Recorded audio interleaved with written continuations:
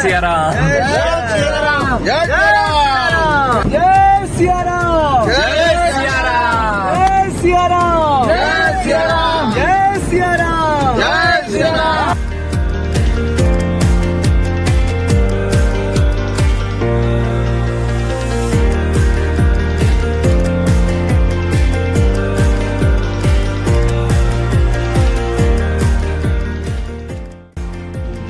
अभी हम लोग पहुँचे हैं ये धंधरौल डैम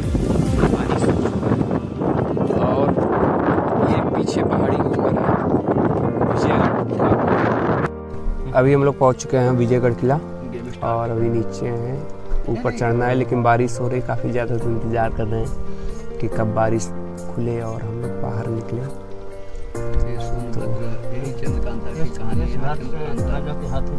नहीं, यहाँ रानी चंद्रकांता रहती थी, इन्हीं के लिए किला बना था। और विजयगढ़ पहले डीडी नेशनल पे हमको याद है, हम बचपन में देखते सीरियल आता था चंद्रकांता के नाम से, जिसमें जयगढ़ विजयगढ़ की कहानी दिखाई गई थी। तो वही विजयगढ़ का किला है, हम लोग वही घूमने आए हैं और अब बस जल्दी बारिश ख़त्म हो जाए उसके बाद हम लोग बाहर निकले। ये हमारे सेठ जी सेठ जी हैं हम लोग का। अरे रमेश भैया किंग का बिहार, ये देखिए इसको देखिए, इसको पहचानिए किंग का बिहार।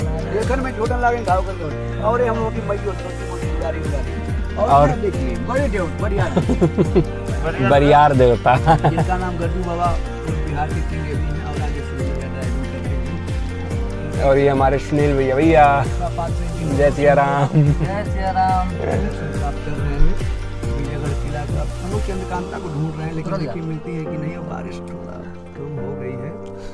आगे देखिए एक इडियट नहीं आ पाया, 3 इडियट में से। हाँ, 3 आवारा में से गायब है अभी। गायब हो गया बच्चा वो।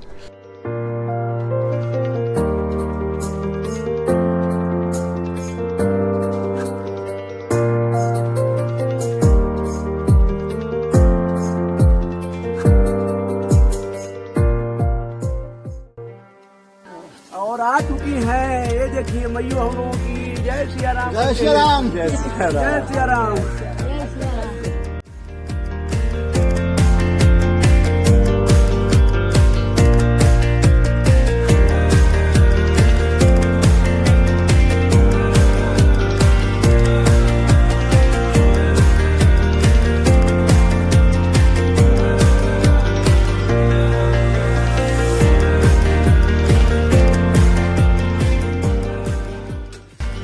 आ गया विजयगढ़ का किला।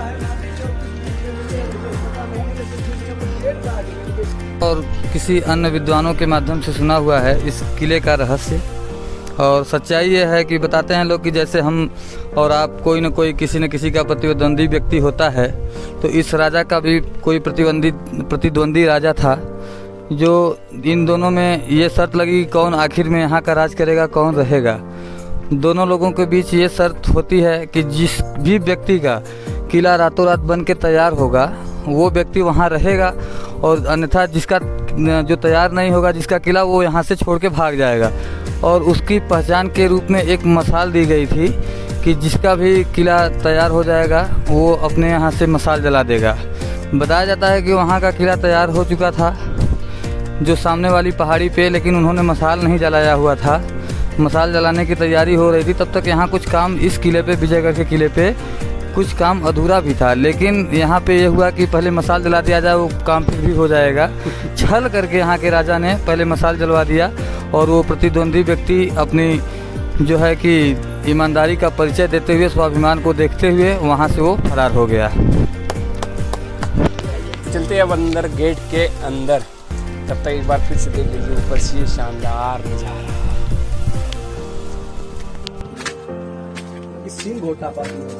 अब आ चुके हैं ये मुख्य द्वार के अंदर।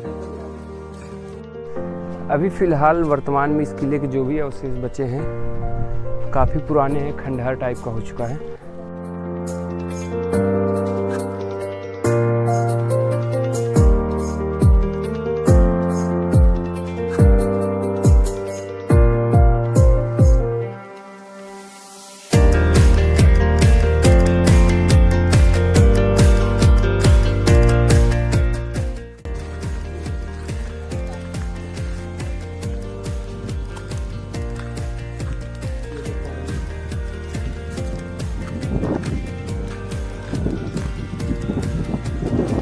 पूरा खाई, पूरा दीवार ये गिर चुका है यहाँ पर। और सीधा है, देख रहे कहाँ तक ढलान है पूरा।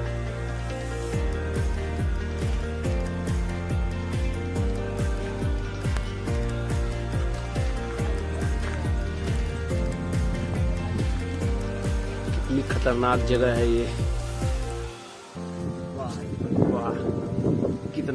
कितना बड़ा खाई है इधर। ये धुआं उठ रहा है, जबरदस्त धुआं नहीं, ये भाप या फिर वो झिटास का है पानी का, क्योंकि उधर पानी बता रहे लोग गिर रहा है।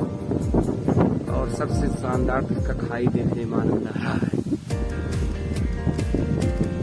ये पहला पहाड़, ये कैमूर पहाड़ी, कैमूर रेंज की सारी पहाड़ियाँ हैं। और ये 2000 सेफ की बता रहे हैं।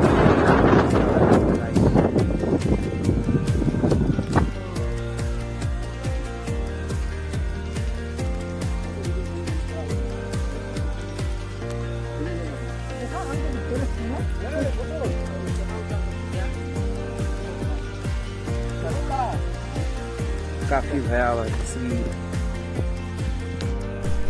इतनी खतरनाक खाइया पहली बार देख रहा हूँ। भैया बोल रहे कि ये मिनी उत्तराखंड है। और बारिश फिलहाल जारी है, लेकिन हम लोग भी घूमने में पीछे नहीं हम लोग भी घूम रहे हैं कंटिन्यू। और ऐसे खतरनाक सीन देख रहे हैं। खाई में जब बारिश से कहें या फिर पानी जो शायद पहाड़ से गिर रहा हो, तो धुआं जैसे उठ रहा है, भाप टाइप का, तो वो भी काफ़ी देखने में मस्त लग रहा है। और ये बाउंड्री पूरे किले की जगह जगह से टूट गई है, तो वहीं से देखने में काफ़ी ज़्यादा खतरनाक लग रहा है। और उसी में से एक देखिए ये सीन ये बिल्कुल खाई नीचे की तरफ।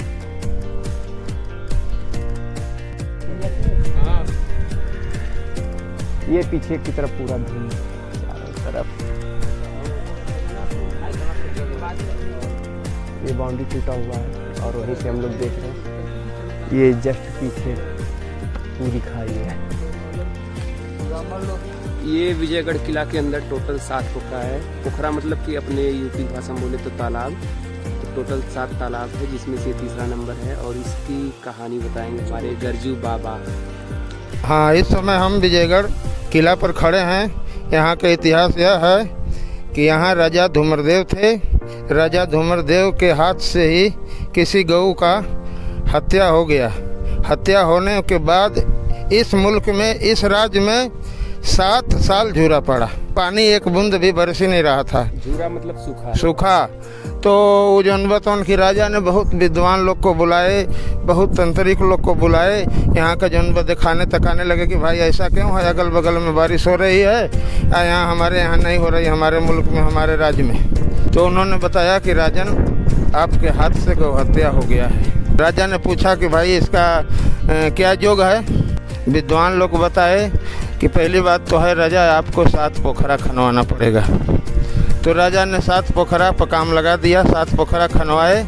इसके बाद में जब 7 पोखरा खना गया तो किसी तालाब में पानी नहीं पड़ा। तो अब राजा फिर गए जनबा विद्वानों के पास, विद्वानों को बुला करके ले आए। कहे भाई 7 पोखरा तो खने गए, लेकिन पानी इसमें क्यों नहीं पड़ा। तो फिर वो विद्वान लोग जुटे और बताए कि राजा, अगर आपके मुल्क में कोई पतिव्रता औरत है तो उसके हाथ से कच्चा घड़ा में पानी भरा करके इस पोखरा में पूरे मुँह के खड़ा होकर डलवाएंगे तो पानी पानी हो जाएगा। तो राजा ने खोजने लगा अपने मुल्क में। खोजते खोजते पतिव्रता औरत कोई नहीं मिली। तो यहाँ इनकी पूजनीय माँ दुर्गा थी। तो माँ दुर्गा ने प्रगट होकर के बताया कि अरे राजा धूमदेव, क्यों परेशान हो रहे हो। यहाँ जो अनबत उनकी एक भिलनी नाम का रहती है, उसका पति मर चुका है और पतिव्रता है। तो उसको राजा ने बुलवाया। अब बुलवाने के बाद कच्चा घड़ा मंगाया, पानी भरवाया। पानी भरवाने के बाद 2 पोखरा में डाली। 2 पोखरा में डाली। दोनों पोखरा में पानी आज तक कभी इस पोखरे का पानी नहीं सूखता। चाहे जेठ हो, बैसाख हो, कोई गर्मी सर्दी कोई दिन हो, कभी यहाँ का पानी नहीं सूखता है। और बाकी 5 पोखरे वैसे ही रह गए बिना पानी के। तो जब दूसरा पोखरा में डाला, तीसरा की बारी आई तो राजा की जो रानी थी उन्होंने जो ऐसा किया कि उस भिलनी के लड़का को पकड़वा करके ले जा करके जंगल में कहीं कि इसका कलेजा निकाल के ले आओ तब हमें शांति मिलेगी, हमारे बहुत ही पेट में दर्द हो रहा है। तो राजा इस बात को सुने तो कहे क्यों, तो राजा गए पूछ क्या हुआ, तो राजा से रोने लगी कि रजऊ हो रजऊ, यह रोगवा हमारे नैहरों में भर है हो रजऊ, हमारे बाबू देश का राजा रहना वो जौन बता उनकी लिया के कलेजा निकाल करके एक पतिव्रता औरत के लड़का का हमको दिए तो हमको शांति आज तक मिली थी। तो ये राजा भी जौन भेज दिए उस भिलने को लड़का को पकड़ के ले गए तो वहाँ जौन जंगल में जब उसको मारने लगे तो एक चट्टान था बहुत बड़ा, उस चट्टान में निरान शाह बाबा रहते थे और चट्टान ये हत्या देख करके धीरे धीरे खिसकने लगा। उसी में जौन बात उनके निरान शाह बाबा जब चट्टान घसका तो निकले तो निरान शाह बाबा को भी मार दिया गया, राजा के आदमी मार दिए। और कहानी बहुत लंबी है कहानी बहुत लंबी है लेकिन बारिश भी बहुत तेजी से आ रही है, इसलिए अब हम लोग जा रहे हैं थोड़ा सुरक्षित स्थान पे। बाकी कहानी बताएंगे थोड़ी देर बाद।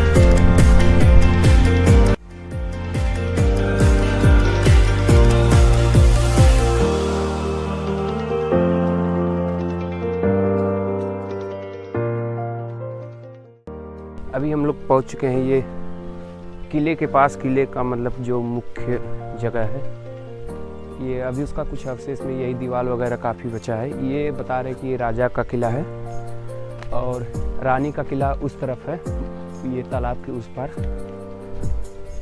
और ये किले का दीवार बचा है अभी फिलहाल, विजयगढ़ किला का, इसमें राजा रहते थे। आइए चलते हैं किले के अंदर।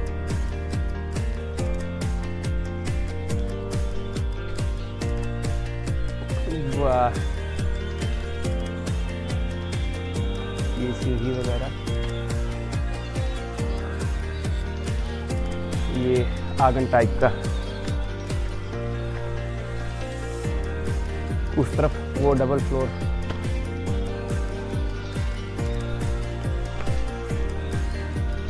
ये इतना चारों तरफ जंगल पहाड़ी टाइप का है, लग रहा है जैसे मैन वर्सेस वाइल्ड में बियर ग्रिल चलता है वैसे ही हम लोग चल रहे हैं। हाँ, पूरा घर खंडहर बन चुका है।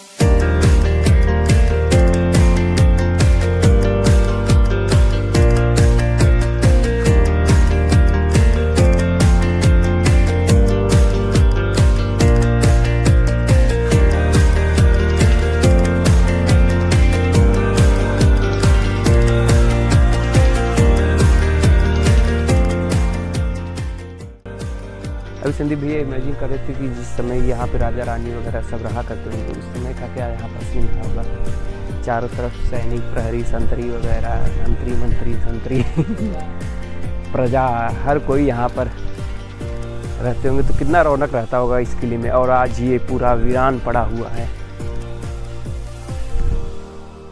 अच्छा भैया, उनके वंशज वगैरह हैं कि ख़त्म सब? वंशजों के बारे में कुछ नहीं बताते, कुछ लोग बताते हैं कि गांव में कुछ हैं, एक दो लोग। इनके वंशजों के बारे में भी कुछ नहीं पता फिलहाल। ये कुछ छोटे छोटे तालाब और ये है वो तीसरा पोखरा जिसमें वो डालने वाली थी जल, लेकिन इसके पहले ही कांड हो गया। ये सोचिए कि इसको खोदा कैसे गया होगा। पूरा पहाड़ पर, इतनी ऊंचाई पर है ये, पूरा पत्थर काट काट करके ये तालाब बनाया गया है।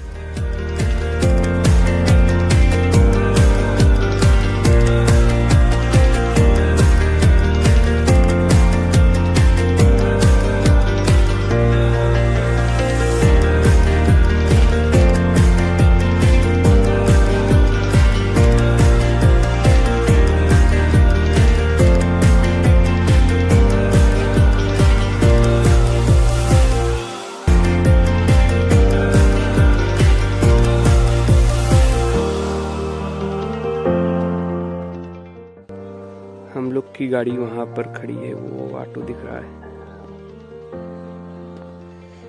बाकी इतना ऊंचा हम लोग चढ़ करके आए। हम लोग घूम चुके हैं अभी ये विजयगढ़ किला और ऊपर से नीचे आ चुके हैं। वो उतनी ऊंचाई पर था वो, और अब होने जा रहा है पकौड़ी का नाश्ता। इसके बाद अब हम लोग जाएंगे रिहंद डैम देखने के लिए, वो भी यूपी के लगभग समझिए बॉर्डर पर है।